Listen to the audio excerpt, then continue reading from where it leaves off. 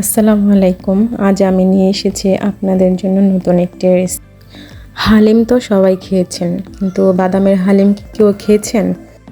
খেতে খুব দারুণ, খুবই মজার হয়ে থাকে এই হালিমটি। যারা ডায়েট করছেন তারা এই স্বাস্থ্যকর খাবারটি বাসায় রান্না করে খেতে পারেন। আপনাদের সাথে কথা বলতে বলতে আমার বাদামগুলো ভাজা হয়ে গেছে। বাদামগুলো ভালো করে ভেজে নেবেন, যেন ব্লেন্ডারে ব্লেন্ড করা যায় এরকমভাবে ভাজবেন। আমি ব্লেন্ডারে ব্লেন্ড করেছি কিছুটা, কিন্তু আমার ব্লেন্ডারে পুরো ব্লেন্ড হয়নি। এই জন্য যেগুলো ছিল ওগুলো আমি আবার পাটায় পিষে নিয়েছি, আপনাদের দেখাচ্ছি।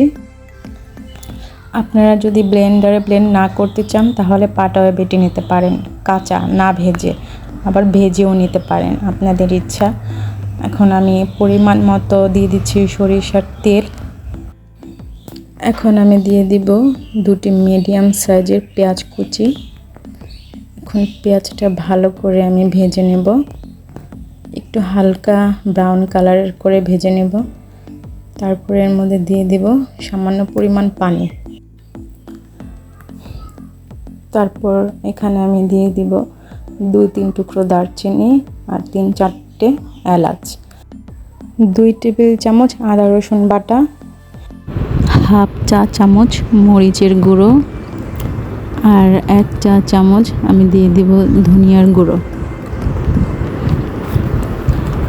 তারপর হাফ চা চামচ দিয়ে দিব হলুদের গুঁড়ো। এখন ভালো করে নাড়াচাড়া দিয়ে মশলাটা মিশিয়ে নেব। আর আমি দিয়ে দেব 2 টুকরো তেজপাতা। এখন আমি ভালো করে মশলাটা কষিয়ে নেব। মশলাটা কষানো হয়ে গেলে আমি দিয়ে দেব বাদাম বাটা। বাদাম বাটাটা ভালো করে কষিয়ে নেবেন, যেন কাঁচা একটা গন্ধ না আসে। আমি যে বাদামটা ব্লেন্ডারে গুঁড়ো করে নিয়েছিলাম সেটাও এখন একসাথে দিয়ে দেব। একসাথে এগুলো ভালো করে মিশিয়ে নেব। আমি বাদামটা একেবারে শুকনো শুকনো হওয়া পর্যন্ত আমি ভেজে নেব, কাঁচা গন্ধটা যেন না থাকে, তাই আমি এরকম করে ভেজে নিচ্ছি। এখন দিয়ে দেব পরিমাণ মতো পানি, যতটুকু পানি লাগবে এখন দিয়ে দিচ্ছি।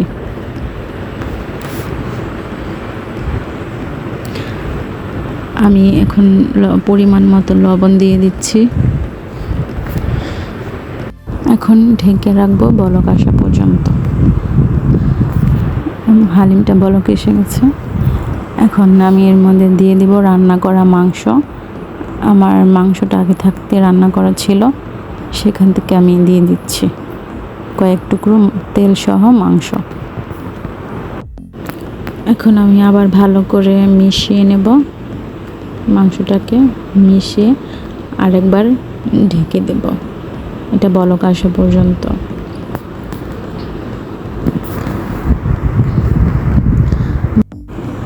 বলক এসে গেছে, এটা আরেকটু ঘন হওয়া পর্যন্ত অপেক্ষা করব। আর হ্যাঁ, আপনাদের আরেকটা কথা বলতে ভুলে গেছি, আমি এখানে 4 মোট বাদাম নিয়েছি। আপনারা চাইলে আরও বেশি বা কম নিতে পারেন। আমার রান্না হয়ে গেছে, এখন আমি এটা নামিয়ে নেব। আর অন্যান্য হালিমের থেকে হালিমটা একটু সময় বেশি লাগে রান্না করতে, আমি একটু সময় নিয়ে রান্না করেছি। আপনারা দেখতে পাচ্ছেন আমার হালিমটা হয়ে গেছে, খেতে খুব দারুণ হয়েছে। আপনারা একবার রান্না করে দেখবেন বাসায়। ভিডিওটা ভালো লাগলে সাবস্ক্রাইব করে দিবেন। সবাই ভালো থাকবেন। আল্লাহ হাফেজ।